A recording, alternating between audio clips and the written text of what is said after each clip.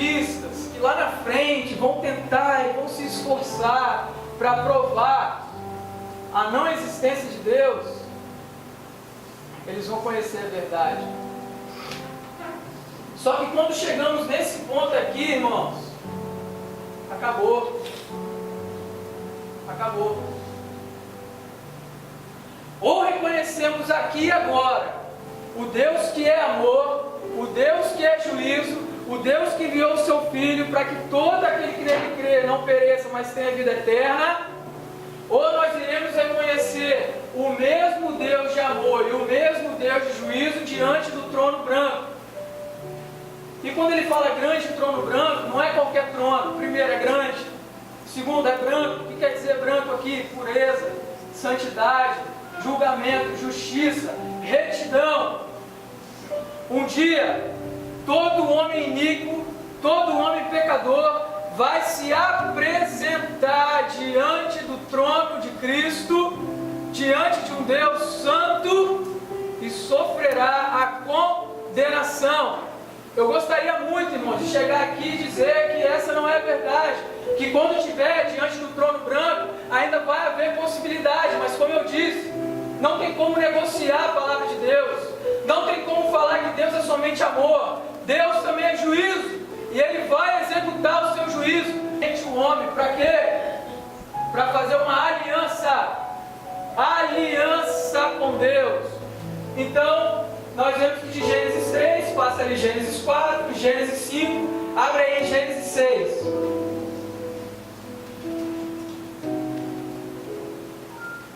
Gênesis capítulo 6.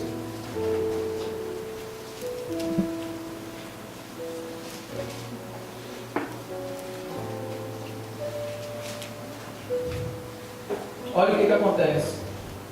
Gênesis capítulo 6, a partir do versículo 1. Quando os homens começaram a multiplicar-se na terra, eles nasceram filhas. Os filhos de Deus viram que as filhas dos homens eram bonitas e escolheram para si aquelas que lhes agradaram. Então disse o Senhor: por causa da perversidade do homem, meu espírito não contenderá com ele para sempre, ele só viverá 120 anos. Naqueles dias havia nefilins na terra, e também posteriormente, quando os filhos de Deus possuíram as filhas dos homens, e elas lhes deram filhos. Eles foram os heróis do passado, homens famosos. Agora presta atenção a partir daqui. E o Senhor viu que a perversidade do homem tinha aumentado na terra, e que toda a inclinação dos pensamentos do seu coração era sempre e somente para o mal. Então o Senhor arrependeu-se de ter feito um homem sobre a terra, e isso cortou-lhe o coração. Disse o Senhor: farei desaparecer da face da terra o homem que criei, os homens e também os grandes animais e os pequenos e as aves do céu. Arrependo-me de havê-los feito. Mas a Noé, porém, o Senhor mostrou benevolência. Seja sincero, você consegue observar que o Deus de amor, sendo o mesmo Deus de juízo, o Deus que amou e preservou a sua criação, a humanidade, através da figura de Noé, que a própria Bíblia vai dizer que era homem íntegro e andava com Deus, foi o mesmo Deus que viu a perversidade aumentando na terra e que prometeu que haveria de destruir. O mesmo Deus que amou foi o mesmo Deus que prometeu juízo. E por que Ele promete juízo? Porque Ele é mau? Não! Porque Ele é amor. Porque Ele é justiça. Porque Ele não pode habitar em meio ao pecado. Não tem como Deus Santo se relacionar com um homem pecador. E a gente vai ver que quanto mais a história vai passando, a narrativa bíblica, quer ver? Vem para mim aqui em Gênesis capítulo 11. Deus o tempo inteiro revela o seu amor e o seu juízo. Gênesis 11, a partir do versículo 1. No mundo todo havia apenas uma língua, um só modo de falar. Saindo os homens do Oriente, encontraram uma planície em Sinear e ali se fixaram. Disseram uns aos outros: vamos fazer tijolos e queimá-los bem. Usavam tijolos em lugar de pedras e piche em vez de argamassa.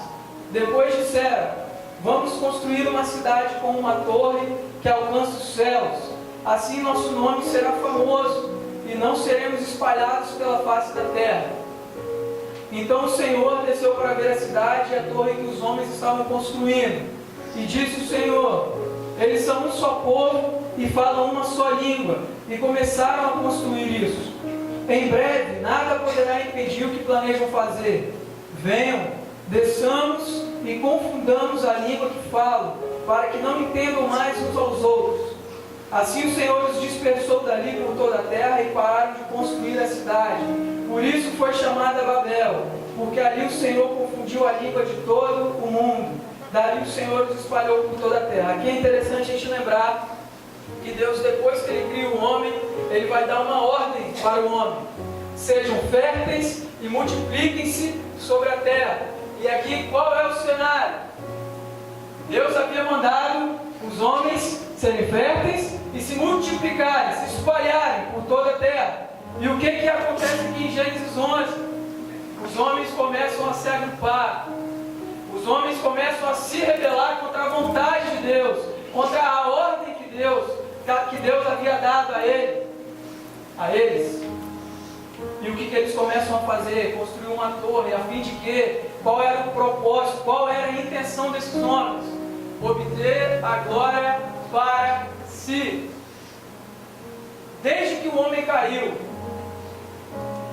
a única coisa que ele mais sabe fazer é deturpar a glória que pertence a Deus. O pecado nada mais é do que isso. O pecado é rebelião contra Deus. É você se colocar num estado onde você se coloca diante da vontade de um Deus Santo e você fala: meu irmão, você não sabe nada do que é melhor para mim. Você não sabe o que é melhor para a minha vida. Eu vivo da maneira que eu quiser. E eu vou construir a torre sim. E vou fazer do jeito que eu quiser. E a glória vai ser minha. Mas não é isso que nós vemos Deus permitir.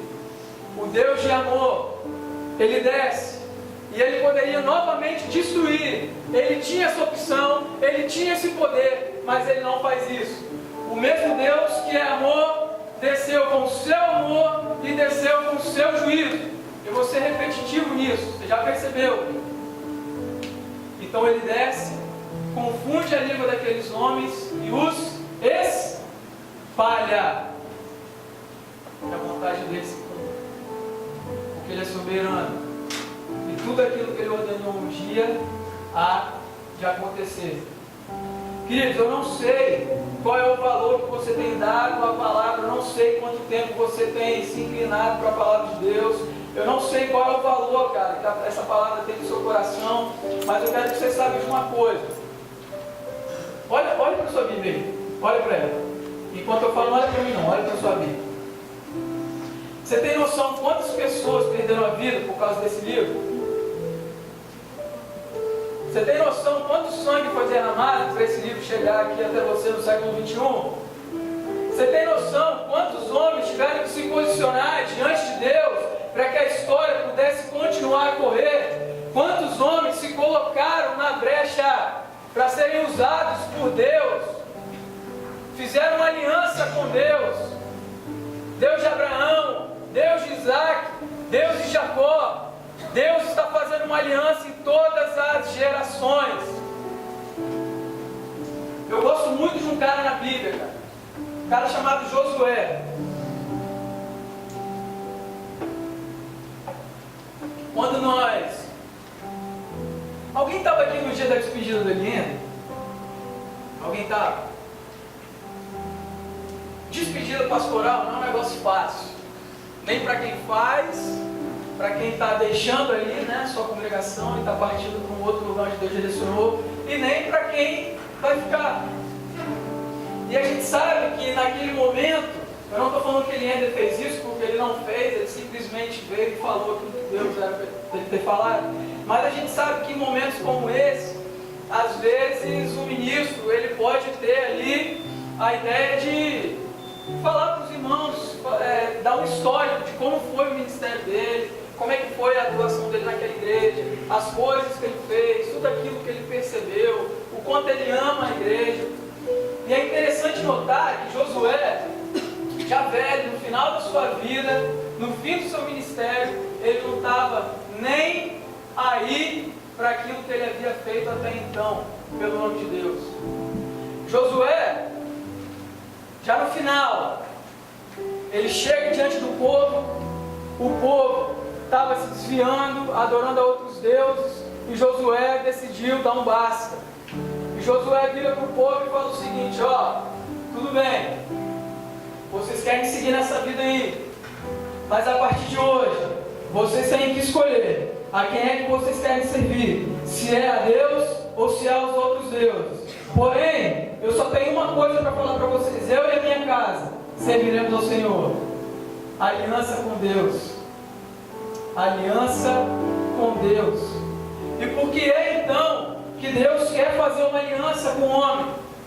Porque Ele sabe que vai chegar o dia onde não vai ter mais a oportunidade de ter uma aliança com Ele. Deus, desde o princípio, Ele está com uma mão oferecendo o seu amor, com a outra Ele está segurando toda a sua ira santa, que vai ser derramada sobre todo o pecado, sobre toda a iniquidade. E vai chegar um dia que as duas mãos vão ter que ser abaixadas, e não vai haver mais tempo para misericórdia, não vai haver mais tempo para defesa, não vai haver mais tempo para dialogar com Deus. Falar: não, mas espera aí, eu não te conheci direito. Não, mas peraí, mas ninguém nunca me evangelizou. Não, mas peraí, não. Não vai ter mais não. E é justamente isso que Apocalipse 20 diz. Volta aí para o texto. Qual é a primeira coisa que João vê? Fala aí. Qual é a primeira coisa que João vê? Versículo 11. Um grande trono branco. Se você observar bem, João não era um cara de lorota. João era um cara muito verdadeiro, por sinal. João foi um cara que, na carta de 1 João, na carta que ele escreveu, ele fala bem assim, ele começa bem assim, ó. Olha como é que João é um cara sincero. Ele fala: aquilo que vimos, aquilo que nós tocamos, aquilo que nós contemplamos, aquilo que nós testemunhamos, a isso proclamamos a vocês a respeito da palavra da vida. Então presta atenção, João não inventou o livro de Apocalipse. Toda a Bíblia, uma característica essencial da Bíblia, da palavra de Deus, é que ela é inspirada. O que quer dizer que a palavra de Deus é inspirada? Que Deus soprou no ouvido dos homens que escreveram a Bíblia. Todos eles escreveram divinamente inspirados por Deus. E todo o livro da Escritura, a característica principal deles é a sua natureza profética. E o que é isso? Homens se levantaram em Deus e proclamaram a sua mensagem. E é isso que João está falando aqui.